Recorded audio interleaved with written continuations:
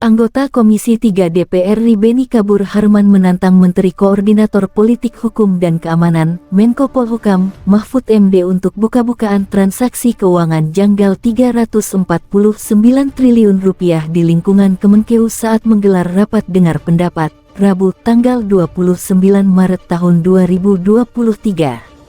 Beni menengarai Mahfud MD mempunyai motif politik lantaran telah turut campur menjelaskan terkait transaksi keuangan janggal Kemenkeu tersebut. Anggota Dewan punya hak, termasuk hak interupsi.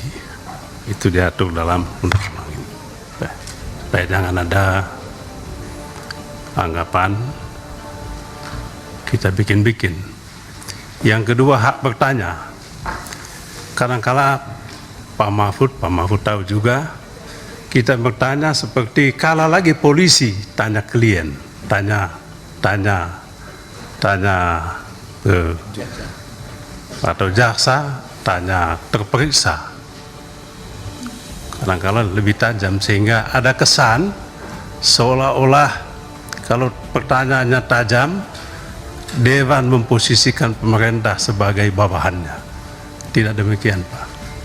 Sama halnya juga kalau DPR atau anggota tidak bertanya, tidak berarti anggota Dewan adalah bawahan pemerintah atau rubber stamp pemerintah. Tidak. Kadang-kala kita tidak tanya, kita amini. Yang kedua, saya ingin dua bagian juga, mohon waktu Pak Ketua, agak panjang, sebab Pak Mahfud yang terhormat secara terbuka kepada khalayak ramai menyampaikan ingin menantang Saudara Beni, Saudara Arsul Sani, dan Saudara Arteria Dahlan. Saya pun menjawab, saya siap menantang. Terima kasih banyak. Bukan untuk siapa-siapa, untuk Indonesia, untuk rakyat.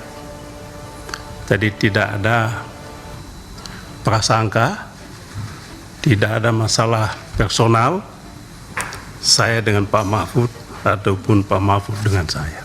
Saya menantang supaya Pak Mahfud buka. Supaya buka sejelas-jelasnya. Apa yang Bapak sampaikan itu tidak menjadi pertanyaan atau spekulasi atau analisa di publik. Spekulasi itu sangat jelek. Saya termasuk yang punya prasangka jelek atas apa yang disampaikan oleh Pak Mahfud, sehingga secara terbuka saya mengatakan apabila Pak Mahfud tidak menjelaskan ini secara lengkap, maka saya menengarai Pak Mahfud punya motif politik.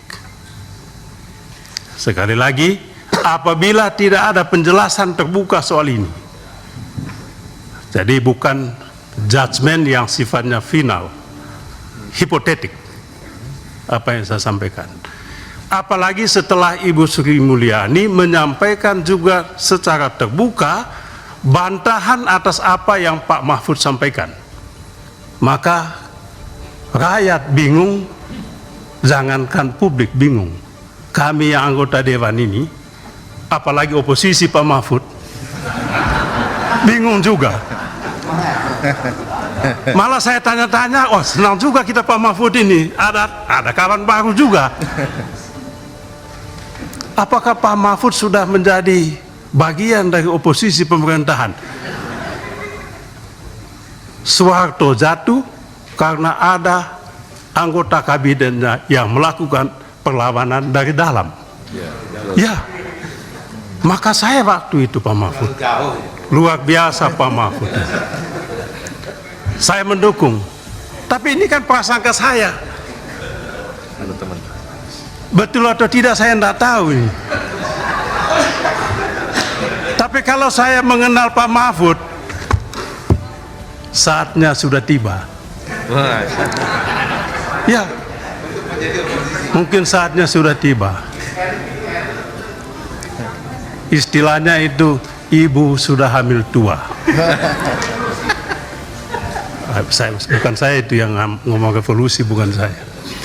Maksud saya, ketidakjelasan ini membuat kami semua punya spekulasi, punya prasangka macam-macam.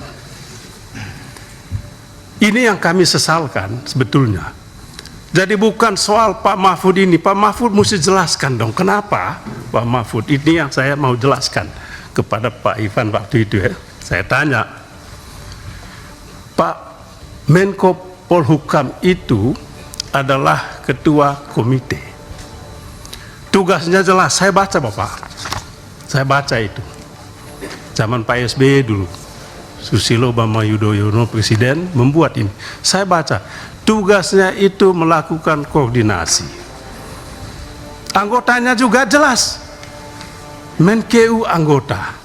Kalau ada masalah dengan yang berkaitan dengan Menkeu, apa salahnya yang terhormat Pak Menko, ketua komite, panggil yang bersangkutan.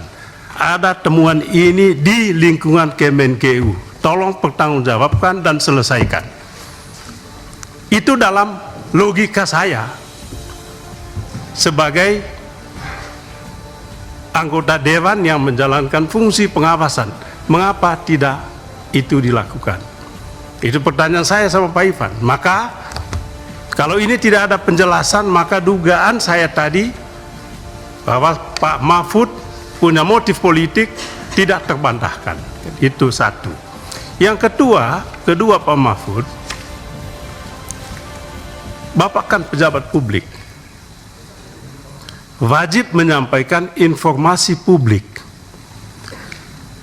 Sesuai dengan Undang-Undang KIP, apa yang dimaksudkan informasi publik itu jelas didefinisikan.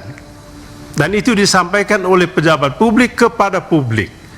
Pejabat publik tidak boleh menyampaikan kepada publik isu yang tidak jelas asal-usulnya.